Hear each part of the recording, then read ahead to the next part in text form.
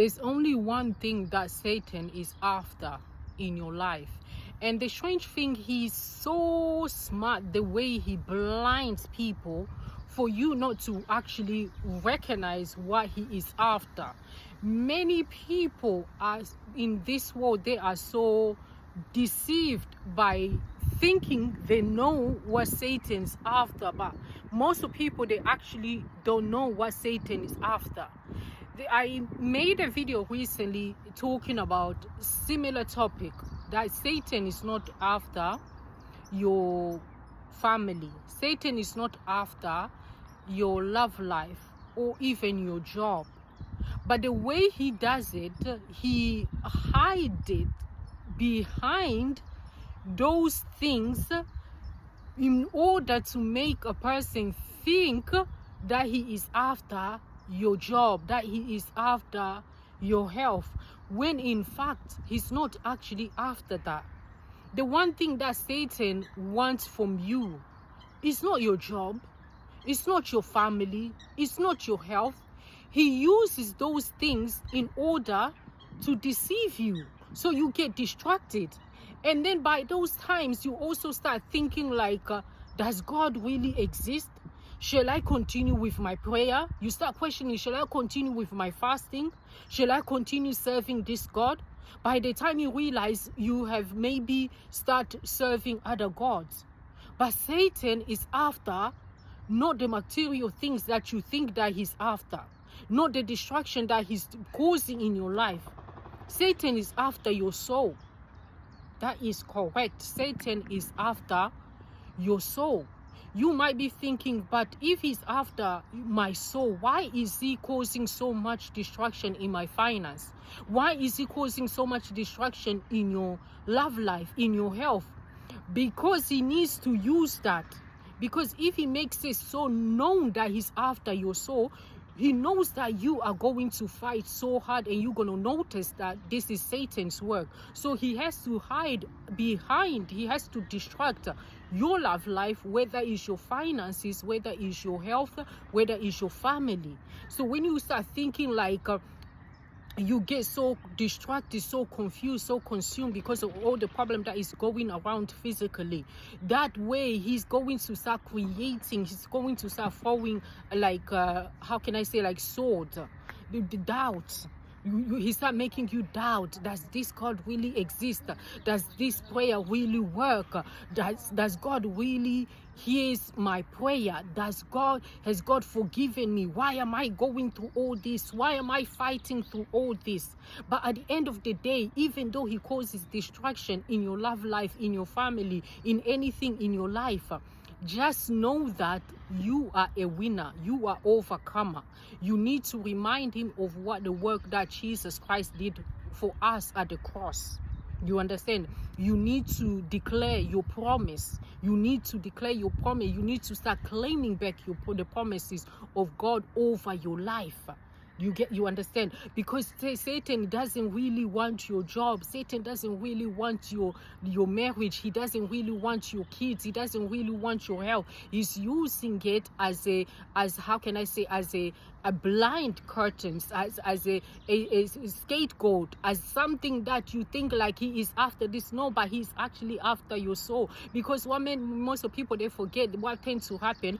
By the time you keep on praying for that finance breakthrough, that financial breakthrough, and then if you don't see the answer, you just keep on saying, God, but I'm praying, I'm doing all this, why nothing is changing? And then suddenly out of the blue, somebody comes, tells you, oh, let's go to this place, I know this place, you can become rich in the next couple of days. By the time you realize that, you notice that you're no longer in the presence of God, but you gave your life straight away to the devil. So you need to understand this. Whatever situation that you're going through in your life, that the devil is causing distraction, whether it's in your health, whether it's finance, whether it's your love life, your spiritual life, Satan doesn't want that. Satan is after your soul. He's using it as a distraction in order for him to find access to get from you. Because when Satan went to to destroy everything Job had. Satan was thinking like Job was going to abandon his faith towards God. Did you understand? Because even remember, if when you meditate in those verses, you're gonna notice Job's wife said to Job, "Why don't you curse this God and die?" Because the Job's wife already gave up. Job's wife was just focusing on material things, but we can see that Job was not attached to material things. He was so attached to God because he know his blessing came from God. He did not care whether he had the blessings or he did not have those material things. He did not curse God. He remained faithful to God. But the devil came to test to see, is this man really faithful to God, or is he just there because of material gain? But that proves us that the Job wasn't attached to material gain, wasn't after material gain, even though it was good to have it because we need it, but his attachment was on the living God. So your attachment also have to be on God, not on the material things, because the material thing also what tends to happen most of people when God blesses you.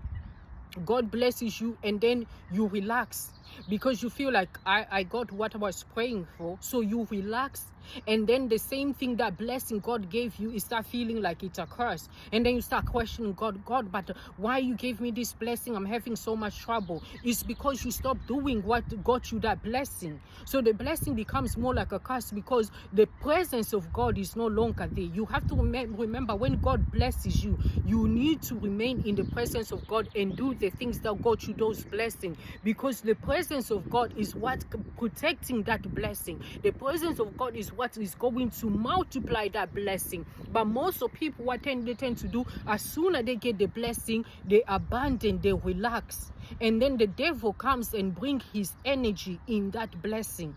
The blessing does no longer multiply. You don't grow. It doesn't do anything in your life because you left the presence of God.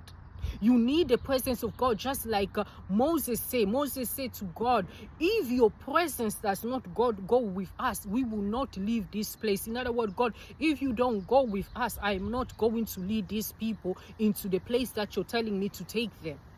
So you need to know this, that Satan is very cunning. He's very smart in the way he manipulates the eyes, the mind, the way we think. Most of the time you're thinking you know exactly what he's after, but he's not actually after that. He's after something greater behind that, but he's not going to reveal it to you what he's after. He's going to hide it as if he's after this child, but he's not actually after that child. He's after something behind that. So you understand? So from now on, when you're going through situation, the distraction, the problem that you're going through in your life, you need to be smart. You need to pay attention. What is Satan really after? He's not after this. He's after something greater. Your soul is what he wants. He wants your soul more than anything. He does not want your money. He doesn't want anything material from you. He wants your soul, because the more he gets you tired in that situation, the more when he gets you to give up on God, that is the time he's celebrating. He's going to be saying, yes, I got her. Yes, I got him where I wanted. You end up abandoning your faith because you feel like God is not answering you. Just remember Job. Job did not abandon his faith, even though the devil, God gave the devil access to mess up with all the blessing Job had. But Job did not abandon his faith. He remained faithful until the end. So you also have to remain faithful until the end in the presence of God, because the devil is not after your material things. He's after